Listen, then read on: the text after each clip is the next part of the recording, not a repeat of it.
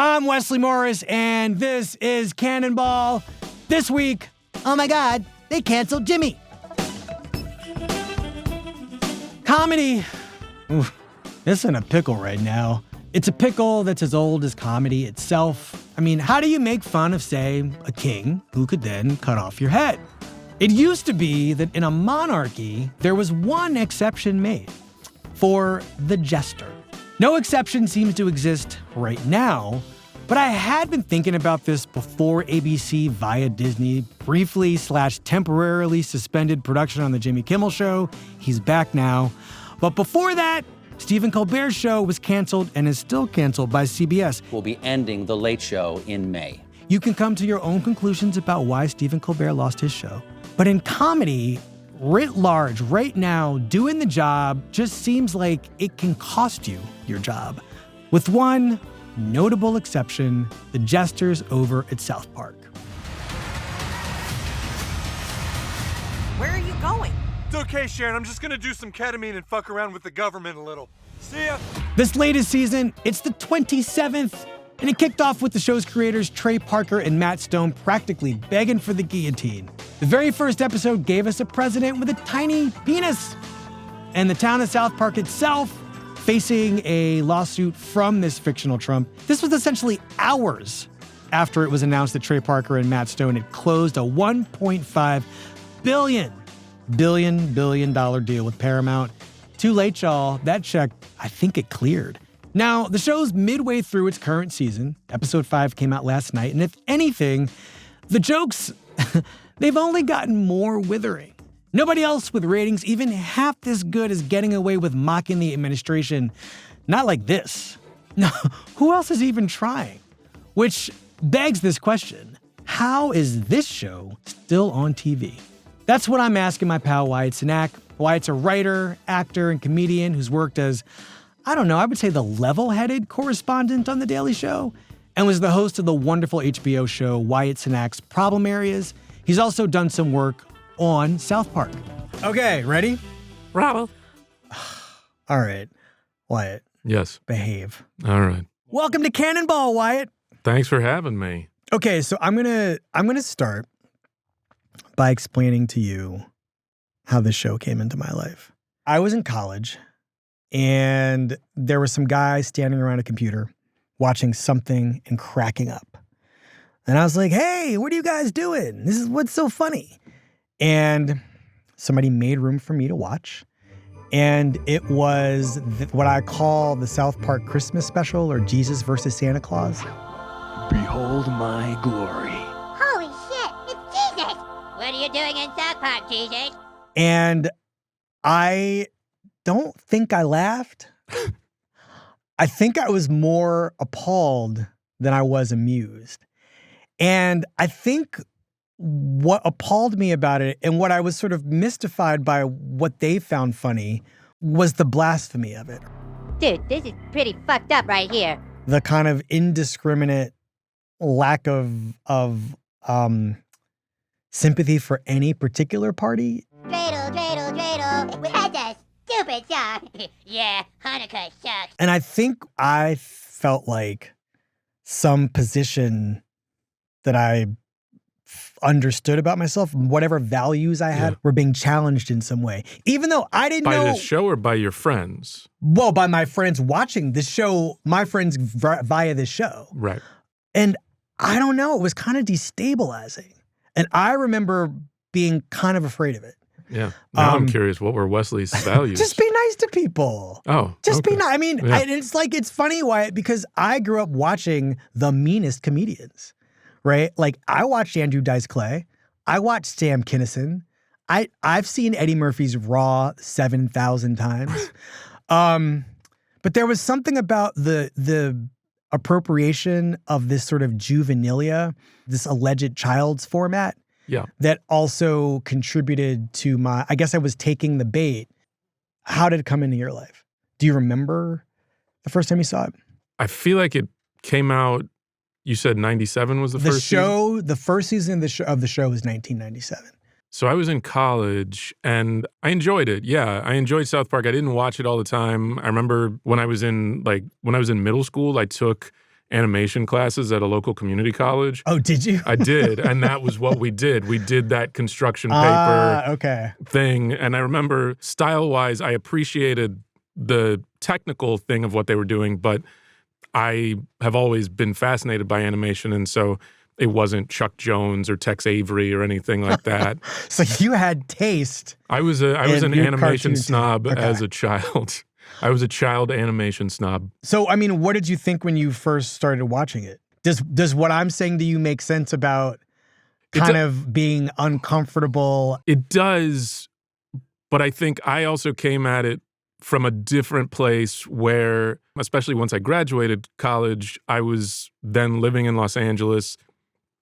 And at that point in time in comedy and in all the comedy spaces I was in, one of the big things was ironic racism, ironic sexism, ironic homophobia.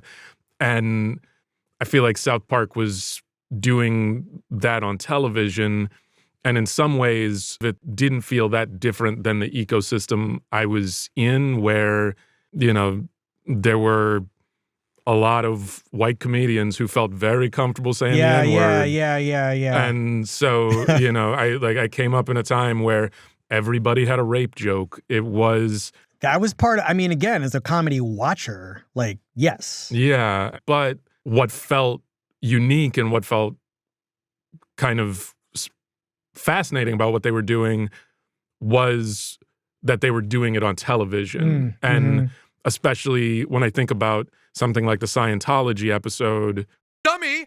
Brainwashed alien souls? E-meters and thetan levels? That was one of those episodes where in LA, in hushed rooms, everyone had a story of an awkward run-in with a Scientologist. This is a scam on a global scale! Do you fucking get me now? Yeah. And so I think that, or even the Mormon episode. Wait, Mormons actually know this story and they still believe Joseph Smith was a prophet? Well, sure. The story proves it, doesn't it? No, it proves he did make it all up. Are you blind? They were things that people around me were talking about, or that, we were all talking about, but no one was talking about it on television. And so there was a sort of courageousness of, okay, people will do this stuff on stage, but they're doing it on television and potentially running the risk of losing advertisers or something. Right. They are saying the thing that you and I would say over brunch. Right. But they're putting it on Comedy Central. And at the time, we're talking about 3 million people watching this every week. Yeah. Sometimes more than that. And what was bracing about it was that you were getting what felt to me to be unfiltered riffing. It's kind of rumor oriented, but here it is being kind of crystallized in this really, what I would say is almost primitive animation format. Yeah, but I would say with some of the stuff, there was a level of research. I think that's what also seemed fascinating about what they were doing. It did feel like there was some aspect of maybe not the level of journalistic rigor that a reporter has, but there was, okay, even just flashing a chyron, like in the Scientology episode, they're putting up chyrons that say, this is straight from this text. This is what these people believe.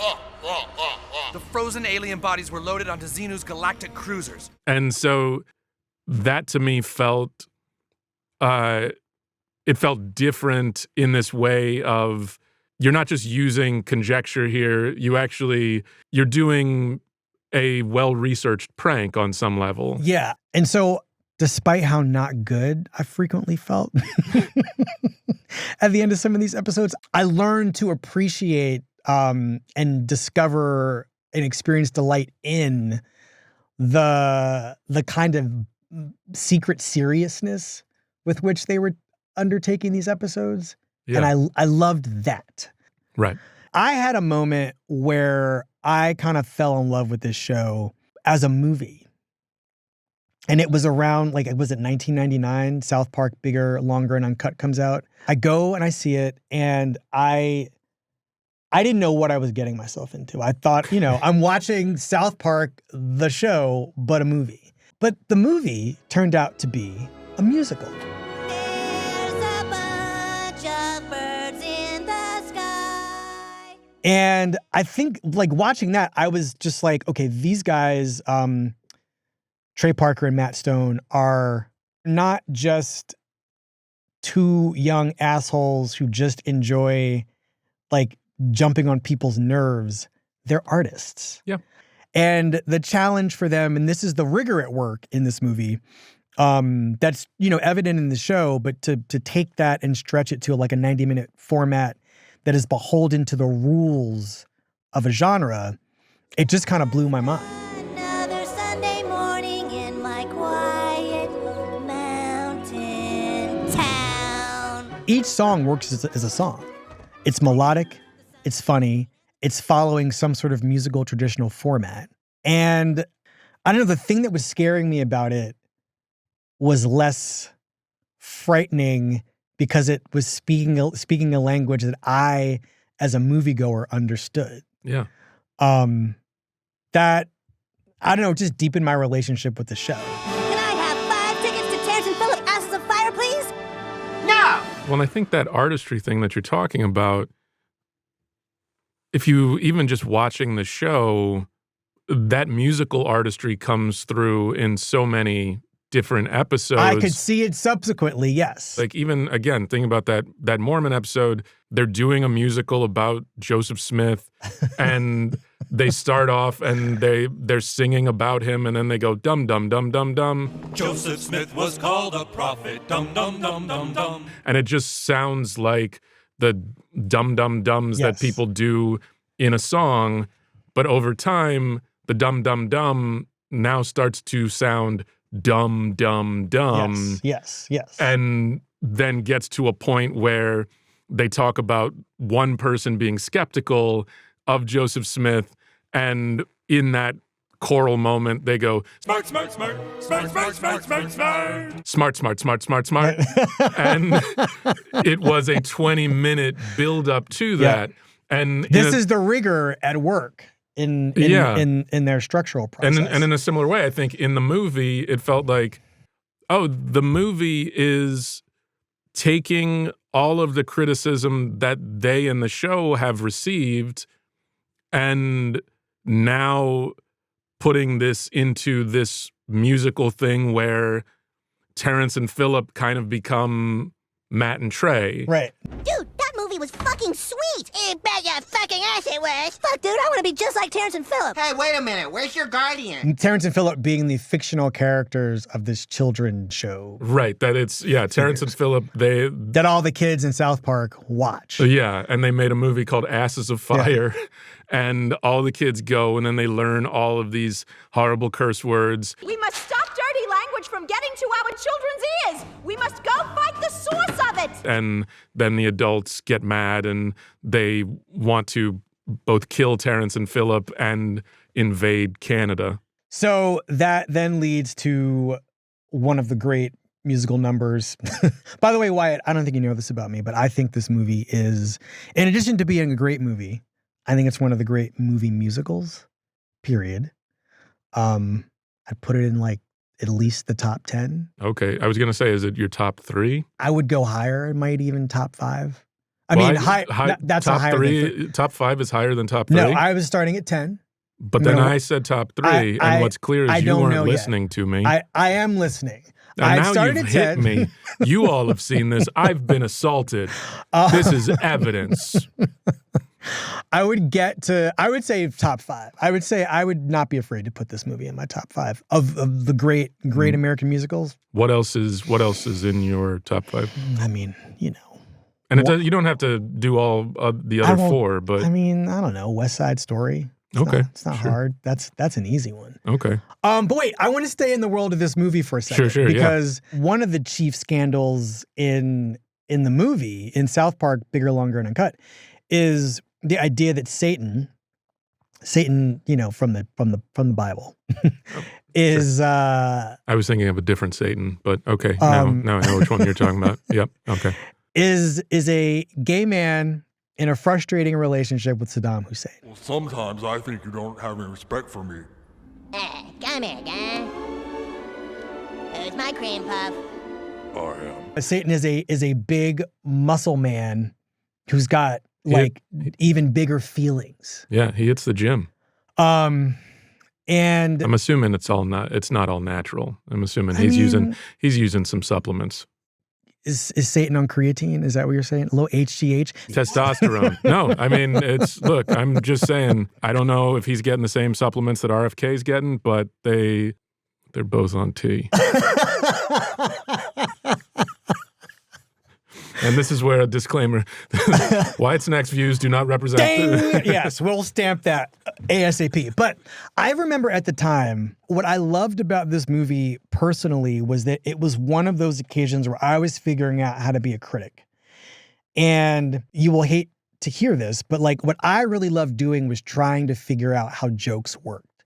And like why what was making me laugh was funny. I don't hate that. Okay. Because some comedians, like unpacking a joke, that's not really how it works. But I liked doing it. Yeah. Because I wanted to know what exactly I did or did not find funny. And the thing that worked so beautifully to me about the Satan character is everybody's upset. Yeah. Glad's upset. The, conservative Christians are upset at the same thing. Right, yes. And it becomes how you look at it, because there's a version of it where, yeah, you can have someone who looks at it and says, oh no, that is just purely taking the piss out of conservative Christians and their idea that all gay people are going to burn in hell. So obviously then Satan is going to be the biggest, gayest character you can find. Or you can say, well, wait a minute, though. There aren't a lot of representations of gay people on television. And so the idea that you're making Satan gay feels offensive. And we haven't gotten to make Satan gay yet. We need to make regular people gay right, yes. before we get to Satan. Yeah. Y'all done skipped a lot of steps, Yeah. South Park. Yeah. And then, I don't know if you know this about me, but I went on, Gene Siskel dies in 1999. And Roger Ebert wanted a rotisserie of people to come on and like fill Gene's slot while Roger figured out whether he wanted to, Gene couldn't be replaced, but whether he wanted to do the show with another person. And I was one of the guest hosts on the show. I didn't know that. One of my movies was South Park, Bigger, Longer, and Uncut. A title that could easily refer to the British that never happened to South Park or Kyle Broflovsky, or the fact that, for me anyway, this film is the best way to experience Trey Parker and Matt Stone's controversial Comedy Central cartoon series. And I didn't know when I got my list of movies, you don't know what Roger is going to think. These Gene and Roger were professionals. They would do the show.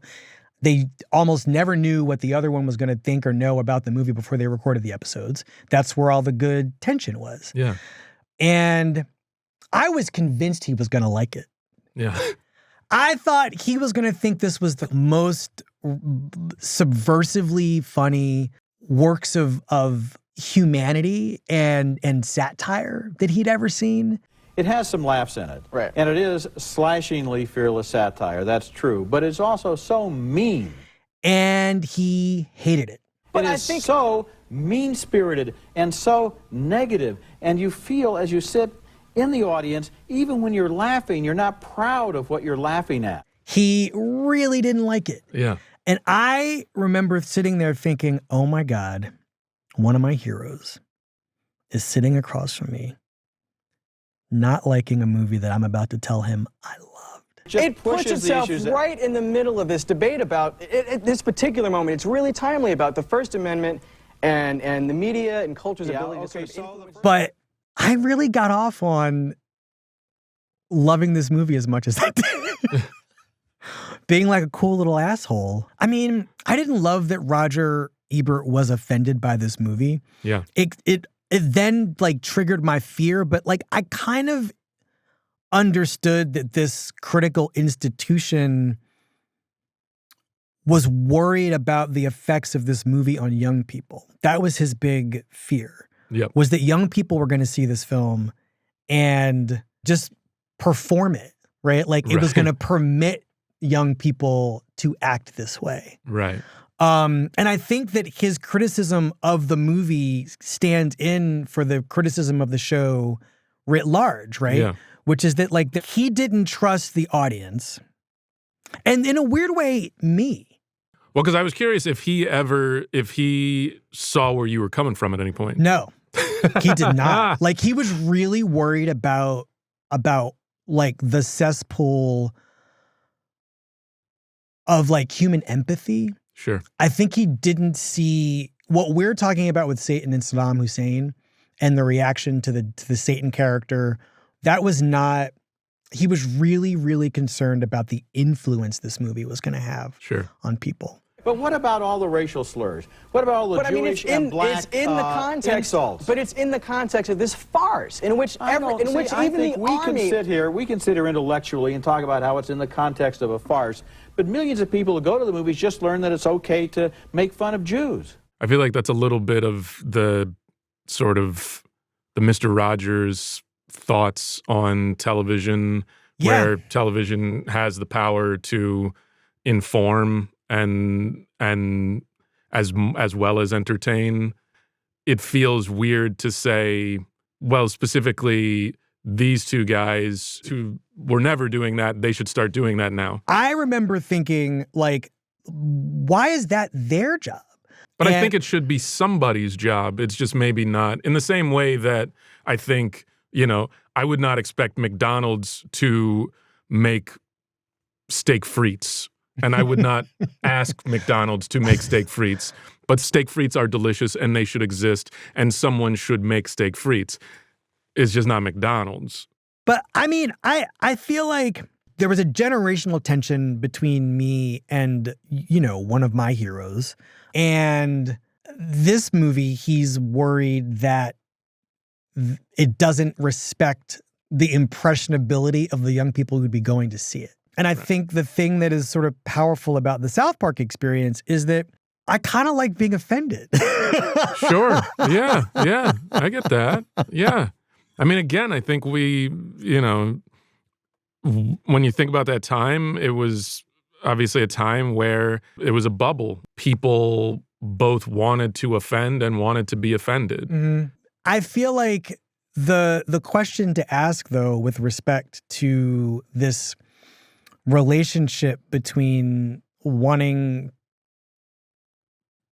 or tolerating being offended, it kind of makes me wonder whether or not this show has ever offended you, whether South Park has offended you. Off the top of my head, I don't know if there's an episode that I could point to. I feel like I remember when I learned about the introduction of certain characters kind of cringing a little bit and wondering, oh, you're making fun of a character with disabilities or the introduction of Token or something like that. Yes. And then I think by the time I even did engage with those characters or the show at that point, those characters had become so ingrained in the show and they were at that point humanized in a way where I didn't see their introduction, but now they've become characters that people are like, they're defensive of these characters. They're like, we love these characters. So if that makes sense. Yeah.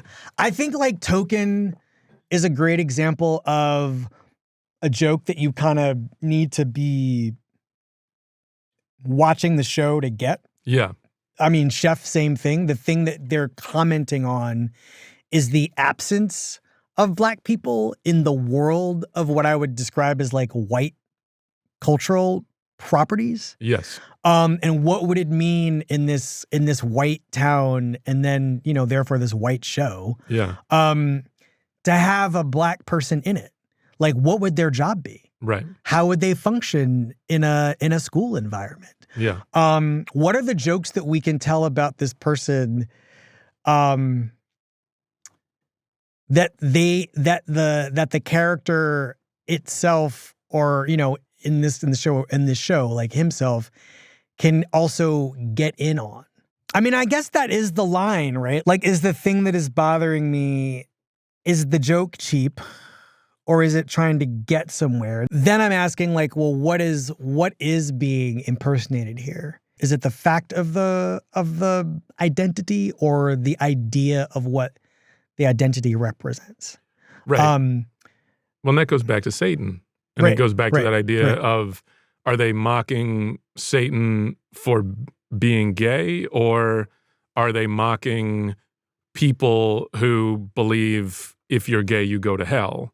Right. But did you, it just seemed to me like the thing that South Park could frequently hide behind is, well, we go after everybody. Right. Like there's no particular person or group that we're interested in protecting. We'll laugh at anybody. Right. We'll satirize anybody. Did that hold water with you? I don't know that I saw it that way. I think I maybe saw it more from the standpoint of they had an institution supporting them. Meaning like Viacom / Comedy Central? Okay. Yeah. And so it's not simply that they're getting away with something, it's that they have a network behind them. This is really smart because they've been given a platform. Mm-hmm. They've been given a platform at what is now one of the like biggest media conglomerates in the country. Comedy Central, Viacom, Paramount, Skydance. Yeah. Wow. That's going to make for a really long business card. I think they're just going to call it Skydance now, which is crazy. But they've got a deal worth more than $1 billion to make this show. And I think that they are now uniquely positioned to take that platform to practice their, satire for all or against all comedy.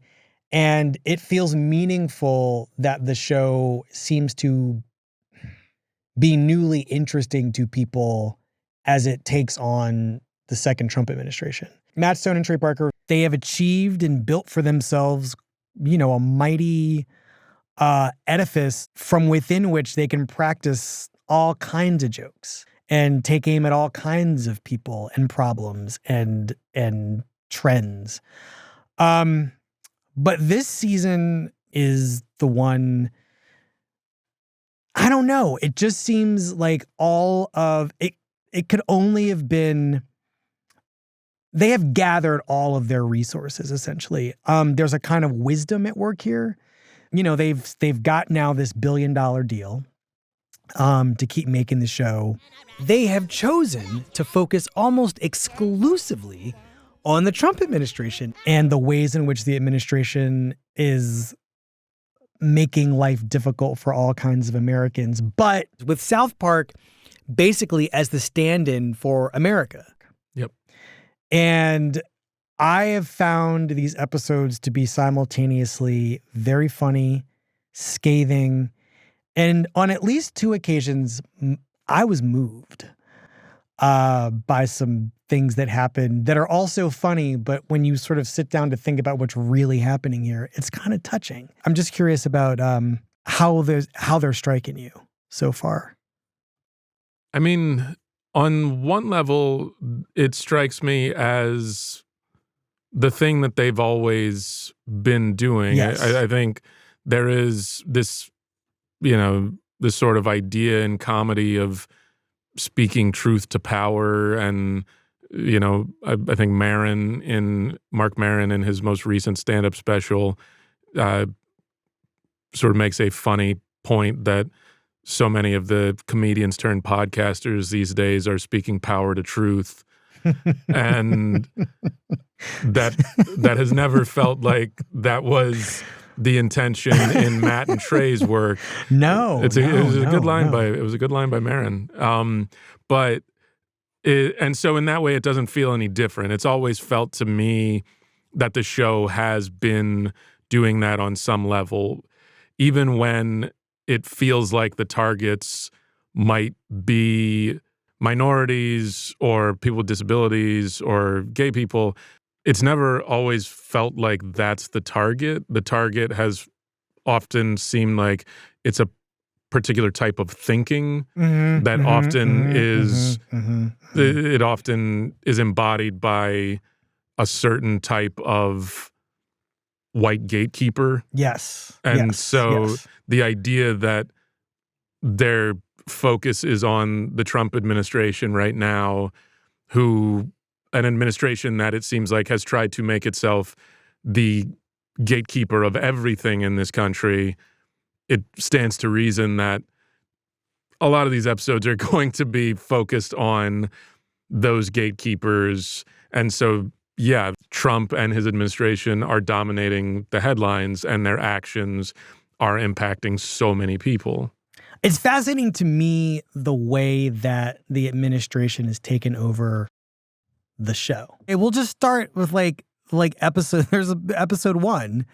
Like the plot here basically is that everybody finds out that this man has been elected. He's having some effect on the town, and there's a cut to the White House, and it's Donald Trump.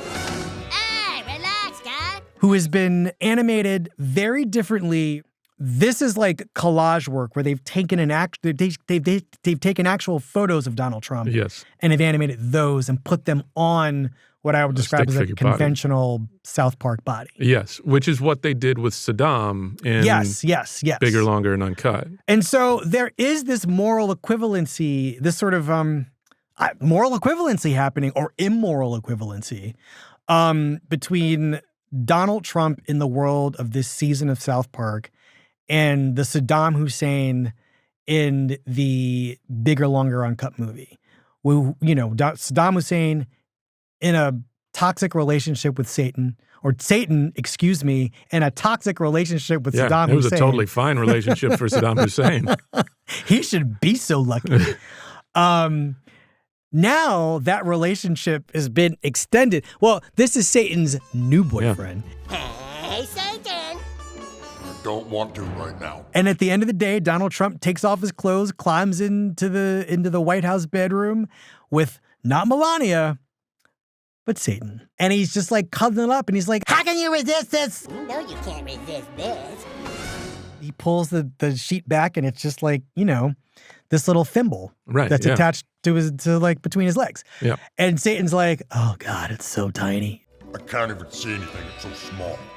Hey, I'll fucking sue you.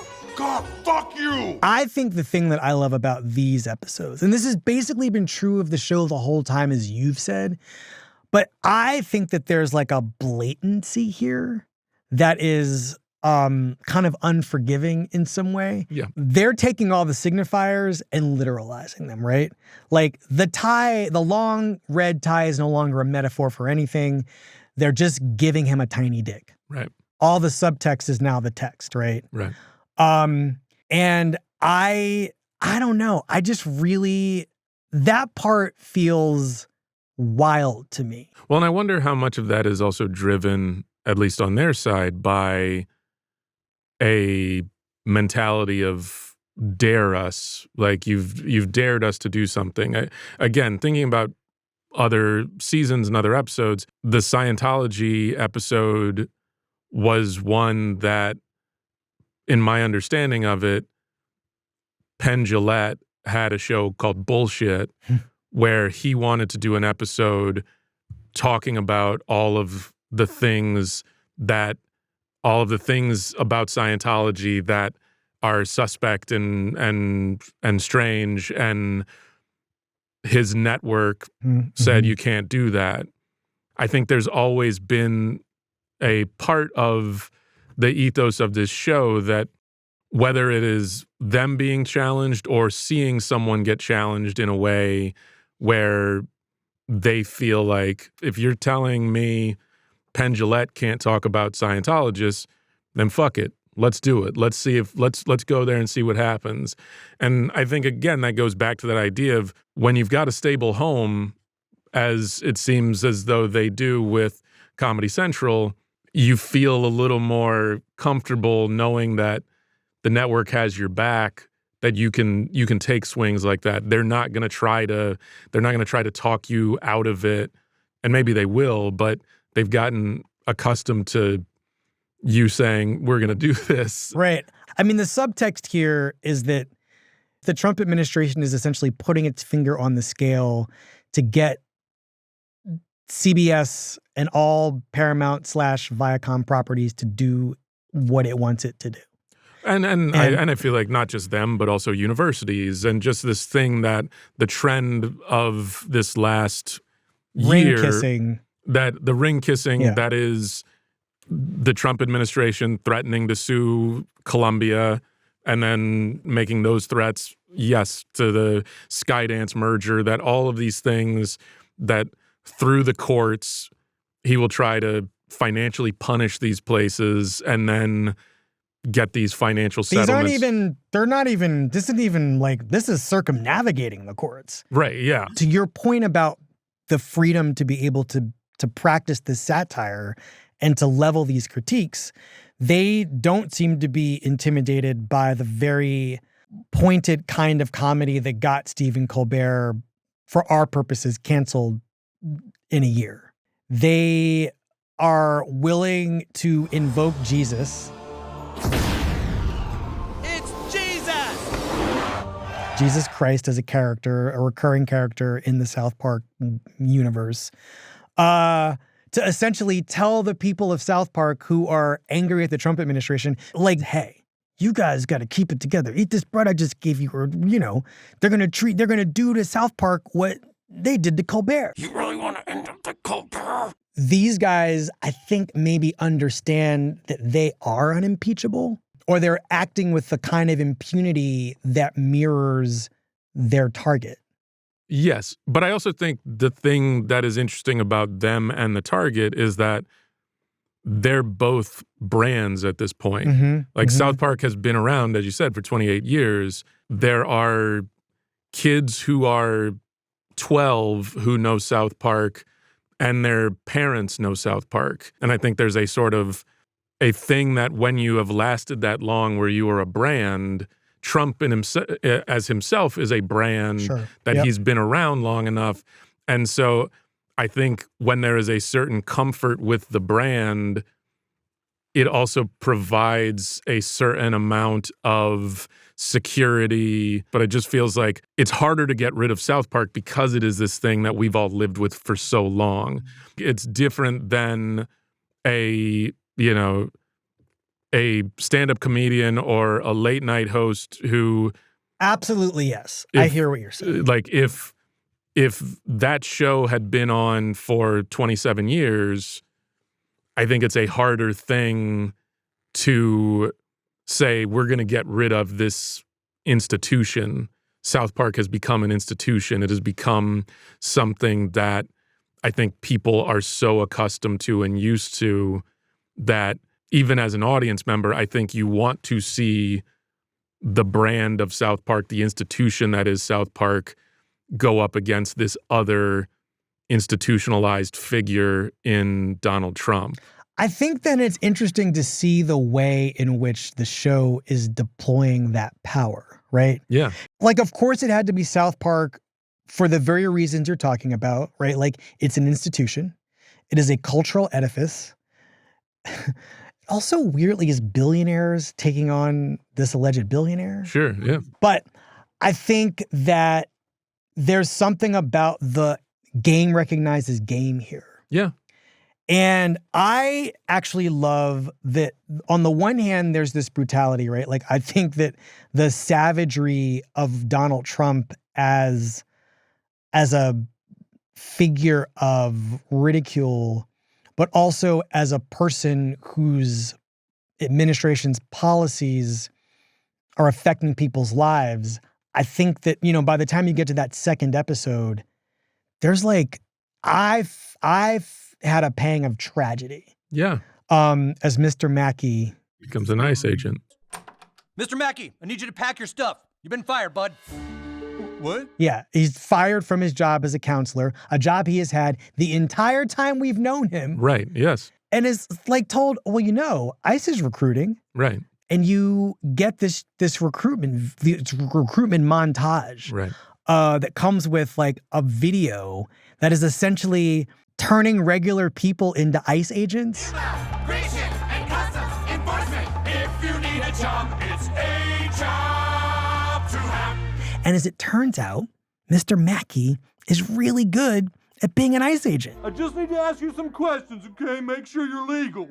How did you get into heaven? And part of what makes him good in some ways is that he's kind of conscientious about it enough. Look, I'm really sorry about this. It's just, I got a monthly nut, you know? I gotta make my nut. Like, he knows that he shouldn't be doing this, and yet at every point, Kristi Noem, our Homeland Security director, is rewarding him. Did a good job in there, soldier. Okay, thank you, Captain. I almost cried watching that moment where Mr. Mackey goes from elementary school counselor to ICE agent.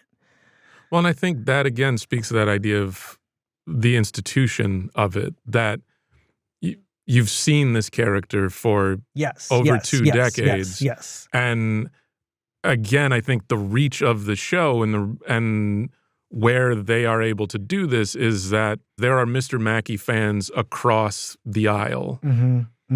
And so being able to take that character and do something like this with that character, you have people on the right, on the left, in the middle, who all find that character funny, who all know, okay, and they have a connection to that character in a way that feels different than, there are people, whether it's someone like Hassan Piker is critical of the Trump administration on a daily basis, but his audience may not have as broad a swath as South Park, which has had 27 years to amass an audience that runs the gamut, whether it's political views, whether it's demographically. So that connection that exists hits a little different because, again, thinking about the institutions, Trump as an institution also, prior to his political life, hit the spectrum of people. He was getting name dropped in rap songs. He was showing up because he was forcing his way into movies, but he was in Home Alone. He was in there. He was on The Apprentice, and The Apprentice seemed apolitical at the time. And so I think what's interesting is like the overlap, the Venn diagram of people who potentially voted for Trump and also happen to watch South Park. They're in a Venn diagram, as well as people who didn't vote for Trump and watch South Park. And it's one of those rare things in this day and age that you can point to as a program that seems to have existed long enough where so many people watch it and so many people sort of across conversant in the world of it too. Yeah, and see a character like Mr. Mackey and then can have a sympathy for his situation that maybe hits different than if it were just like a sketch where I'm just presenting a character you've never met before doing this. Well, I mean, what's interesting though is that the show is not neutral on this, right? Like in that first episode, the genius of the show is the way in which it is deploying this history, which over time really does accrue to a kind of wisdom, right? And the wisdom here is how to use what was previously offensive about a character like Eric Cartman, and to turn him into I mean, in the world of a show, a kind of victim, right? Right. This is the most outspoken, the most offensive, the most unapologetic person the show has to offer, at least in the elementary school part of it. And his first heartbreak is to discover that it's no longer subversive or radical to be anti-everything. Right. Like to be what we're going to say now is anti-woke. I think I know what's happening. I think woke is dead. Like they've canceled NPR, what in his mind is the greatest show on TV, right? Or the greatest show on the radio. They canceled my favorite show, right? NPR. The President of the United States canceled NPR. What's NPR? What's NPR? The funniest show ever where all the lesbians and Jews complain about stuff? And I think that one of the things that makes South Park a really interesting antidote to the administration is that it really it is speaking their language in a way that I don't even think they quite understand. I know very little about Pete Hegseth as a human But being. you know he watched South Park. I bet he watches South Park. J.D. Vance seems like a guy I who can't believe this show watches South Park. The Trump brothers, you don't think those guys watch South Park? Like that's the Trump kids, yeah. Eric and Don Jr. The Trump bros. These are people who grew up, at least in the administration, I would say. These are probably people, I think you're right, they watch the show. And there's a way in which, like, there's a simultaneous, like, wow, this show that I maybe grew up loving knows who I am. Sure. And I now have to laugh at it because to take umbrage would seem uncool. And nobody else, in my experience, in these 8 years, 9 years, has really, really figured that out. And how to deploy the crudest television, not the nicest, shiniest, most expensive TV, but South Park. Right. A show that has only looked one way. Yep. For 30 years. In the same way that this guy has looked one way the entire time we've known him. Looks more like himself as the years pass. This show, to me, looks more like itself as the years pass. And I don't know what I'm giving you, Wyatt, but I'm just thinking about like what it means for TV to fight TV. Sure. Yeah. Well, I think maybe this goes back a little bit to what you were talking about when you were with Roger Ebert. And Roger Ebert's big fear and his concern with the South Park movie was that they didn't understand the responsibility that a movie has, and that the audience is perhaps more impressionable than they are giving credit to. And in this moment now, we see that that impressionable audience has been affected and impacted by a president and an administration who sold them on an idea that he was going to let them say the words that they weren't allowed to say anymore, and that canceling was a thing, and that woke was a thing, and that these were real things that he was going to go to war against, when in fact all they were diversity, equity, and inclusion and humanity. But Terrence and Phillip is Trump. And what you're seeing now is the thing that perhaps Roger Ebert had that responsibility he wanted Matt and Trey to have. Maybe they're doing it now. Maybe Roger Ebert would be looking at this season of South Park and saying thumbs up. Movies are capable of influencing people. But it's also... And this movie is going to influence people. I mean, if anything, it'll make people think about what they're seeing as opposed to just watching it blindly. Well, I hope so. Wyatt. Wesley. Thanks for coming on the show. Thanks for having me. I appreciate it.